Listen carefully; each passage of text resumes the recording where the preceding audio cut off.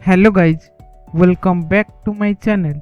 मो चैनल आपण मानकु स्वागत करुच्ची। आज मु किछि ओडिया सेंटेंस गुडी को आनिछि। एहा को मु इंग्लिश रे ट्रांसलेट करी आपण को सुनाइबी। आपण मध्य मो सहित इंग्लिश सेंटेंस गुडी को रिपीट करंतु, तेबे जाई आपणकर इंग्लिश स्पीकिंग स्किलटा इंप्रूव हबो। ता पूर्व मो वीडियो को लाइक एवं मो चैनल को सब्सक्राइब करि नियंतु। चलंतु देखिबा। आवर फर्स्ट सेंटेंस इज से जणे सैनिक। से जणे सैनिक यार इंग्लिश मीनिंग हबो he is a soldier. He is a soldier. Next sentence is more एक कला कोट अछि। मोर एक कला कोट अछि यार इंग्लिश मीनिंग हबो I have a black coat. I have a black coat. Next sentence is एहा हेउची मो बाम हाथ। एहा हेउची मो बाम हाथ बा कहि परिबा एहा हेउची मो बाँ हाथ। एहार इंग्लिश मीनिंग हबो this is my left hand. This is my left hand. Next sentence is सेगुड़िक सबु तुम चिट्ठी पत्र।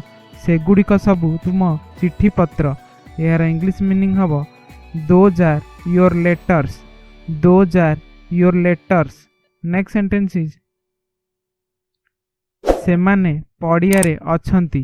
सेमाने पड़ियारे अछंती यार इंग्लिश मीनिंग हबो they are in the field. They are in the field. Next sentence is सेमाने केउठारे काम करिवे। सेमाने केउठारे काम करिवे यार इंग्लिश मीनिंग हबो where will they work. Where will they work. Next sentence is तांकर एक बलद गाड़ी थिला। तांकर एक बलद गाड़ी थिला यार इंग्लिश मीनिंग हबो he had a bullock cart. He had a bullock cart. Next sentence is मु तुमकु एक गपटिए कहिबी।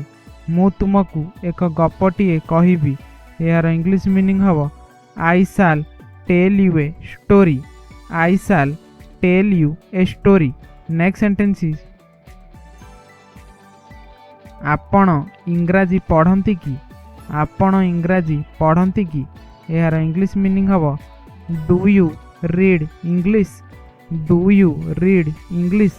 नेक्स्ट सेंटेंस इज सेमाने काहाकू डाकिले। सेमाने काहाकू डाकिले यार इंग्लिश मीनिंग हबो whom did they call। whom did they call।